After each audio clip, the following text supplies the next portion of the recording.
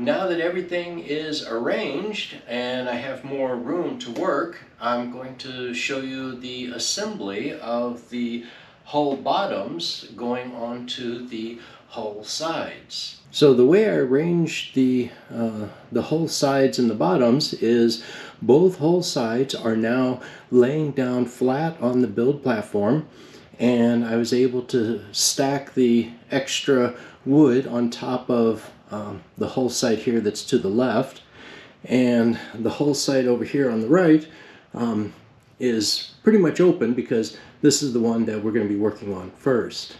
Now these hull sides are actually reversed from where they're eventually going to be. So this hull side here is the port hull side, and the hull side over here with the wood stacked on it is the starboard hull side. So according to the plans, this is actually what's called the easy assembly method, and you can basically build both hull sides side by side by aligning up the flat edges, which will be the topmost edge together, and both can be built side by side like this. This might look like just some scrap plywood that I saved, but there's actually a very good reason for saving this.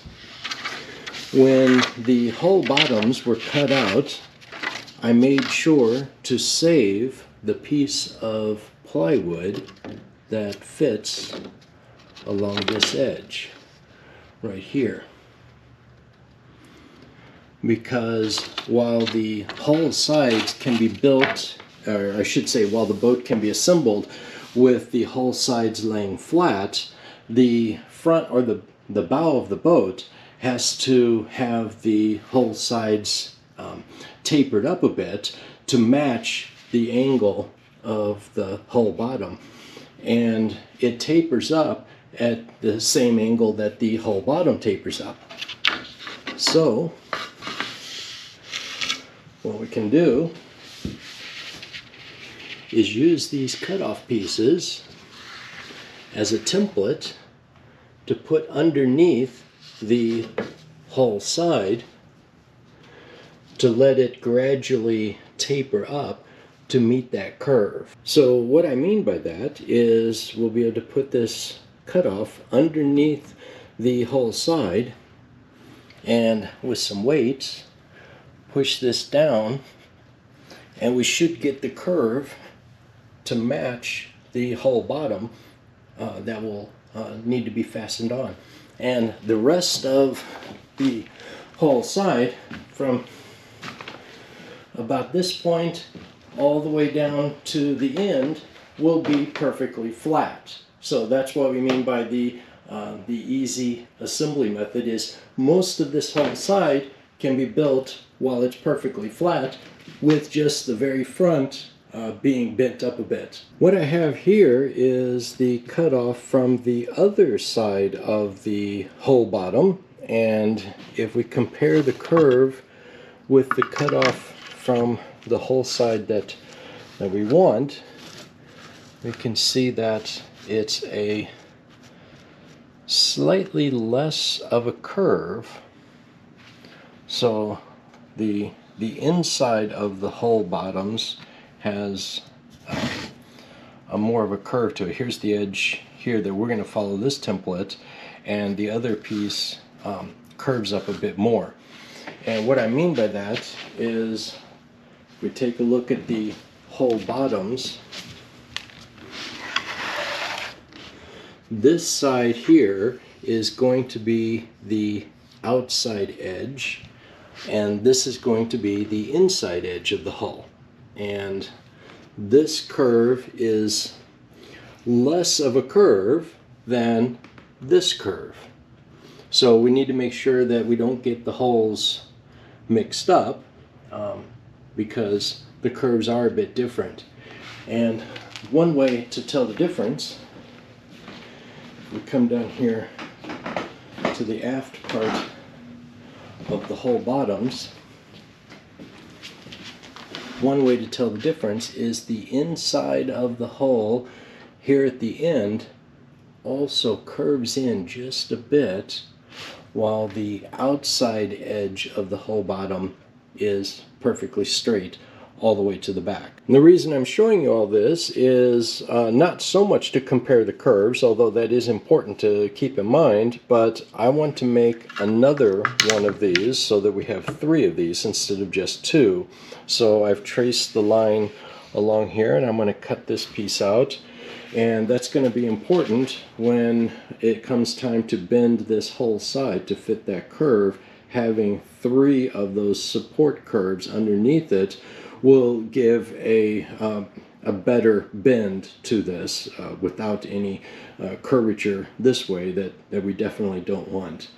So I'm going to cut these out and probably put some extra support blocks on these so that they don't tip over or anything like that, and that will make a, I guess, like a curve jig to bend this whole side, and this will be the same curve for the other whole side when we get to that, so we'll be able to use the same jig for both whole sides. This is the template that I put together by just putting some boards in between each of the curved patterns, and this should hold the pieces upright and also provide a little bit of support with the boards that go across the curved templates. So that should also help support the whole sides when it comes time to add some weight to it to press the whole sides down to fit this curve.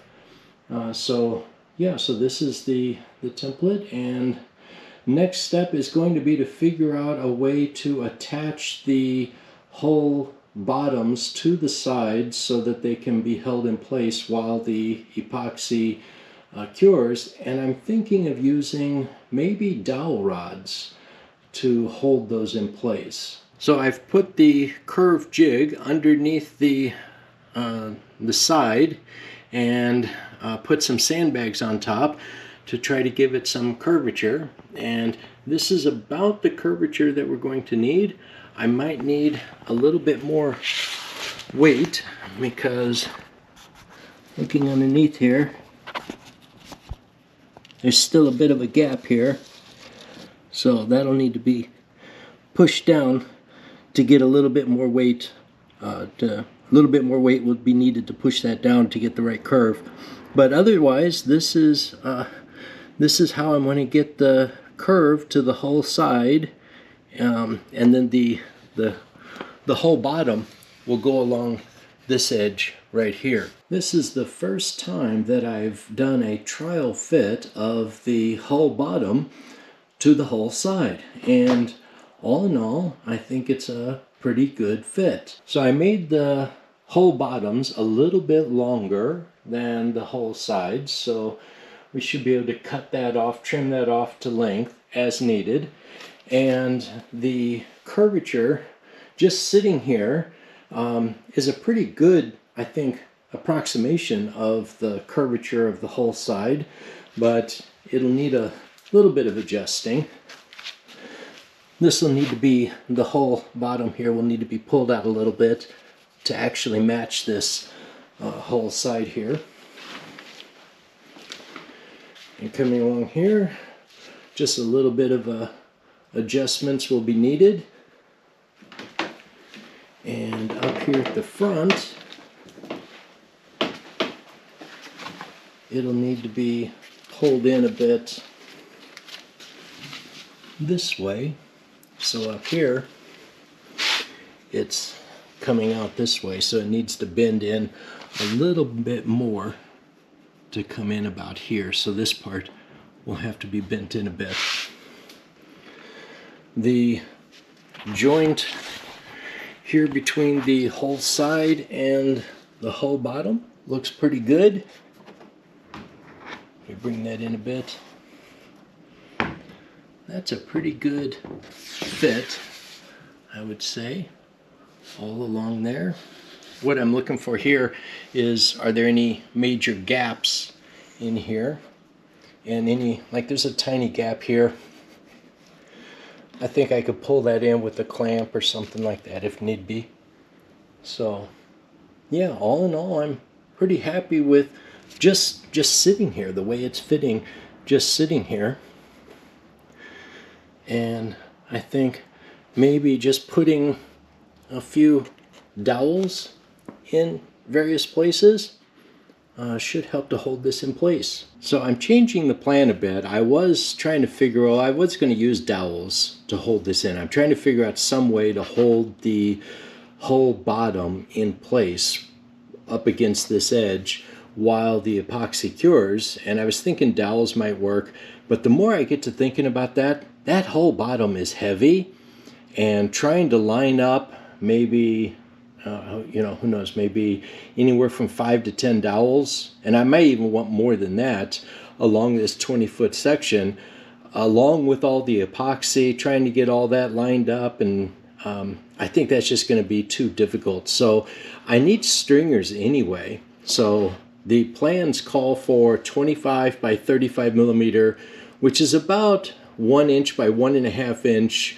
of let's see, the plans call for Douglas fir to be placed along here. So there's two problems with that. One, I had a very difficult time finding Douglas fir here in Texas, and the only Douglas fir I could find just had a lot of knots in it. I even went to a distributor that specializes in Douglas fir, and it was very difficult to get. They just didn't have it of the grade that I'm looking for.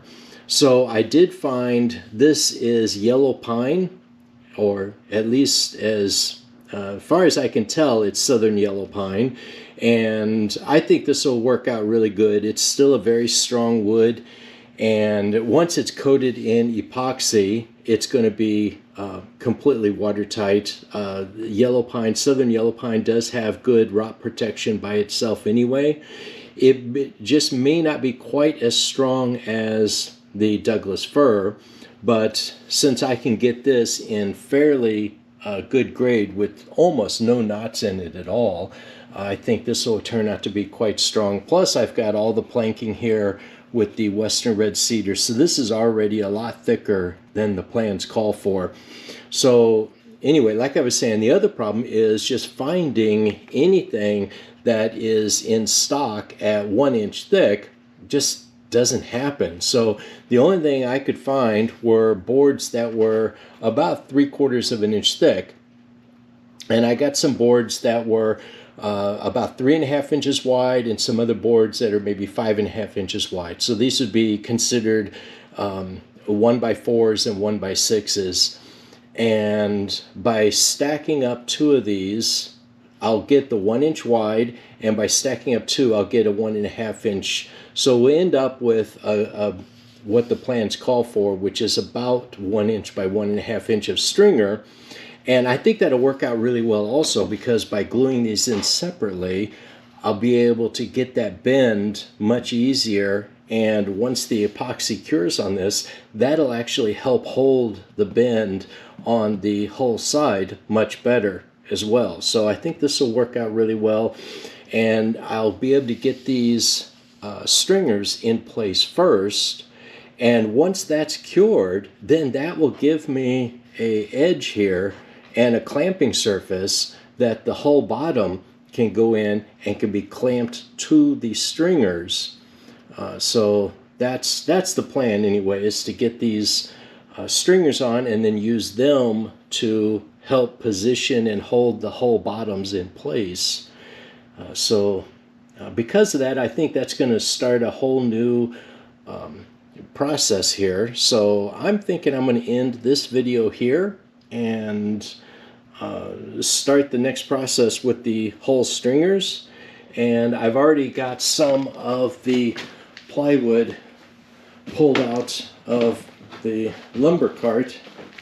So I got a couple of 6mm plywood sheets of the marine plywood, and these are going to form the bulkheads.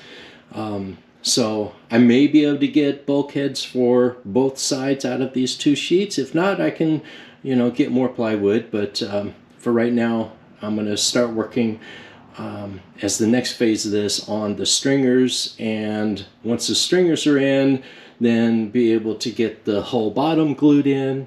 And while I'm waiting for some of the epoxy to cure on these stringers, I think I could start working on the bulkheads as well. So, all right, I'm going to go ahead and get this video posted to keep you up to date. And if you are interested in staying up to date in a quicker manner, I do have pictures that I post on Instagram. It's also at Instagram at Makeway Projects. So yeah, if you want to see, or if you're just interested in still pictures of the build process, you can check that out as well. All right, talk to you later. Bye.